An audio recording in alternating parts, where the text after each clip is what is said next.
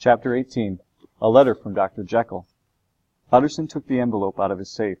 He sat down heavily and began to read Dr. Lanyon's story.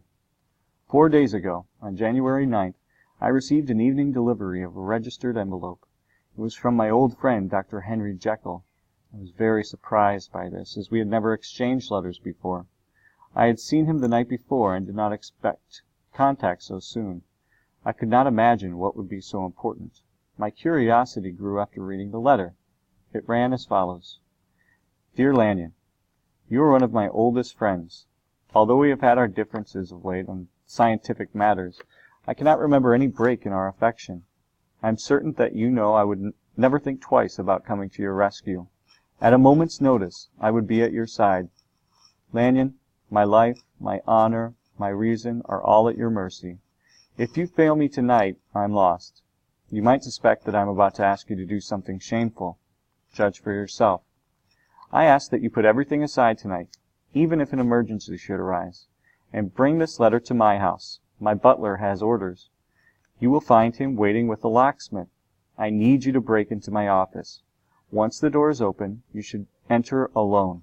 Remove the far left drawer of the medicine cabinet. You will find it filled with some powders and vials. I am in such a state of panic and worry that I may misdirect you in some way.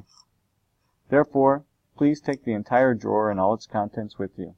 Take it back to your home, and I will send someone to get it. I am concerned about my timing.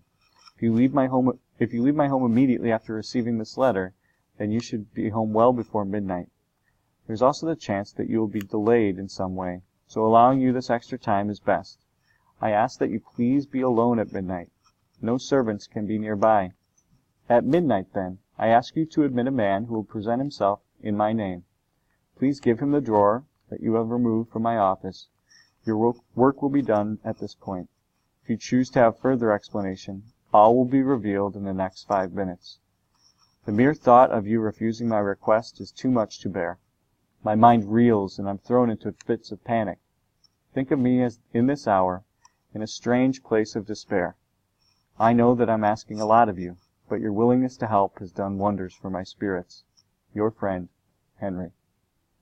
This letter convinced me that Dr. Jekyll was insane. However, I could take no chances. I knew that I must fulfill his wishes. I was not in a position to judge, since I did not know all of the details. And in the end, the most important fact was that a friend was in great need.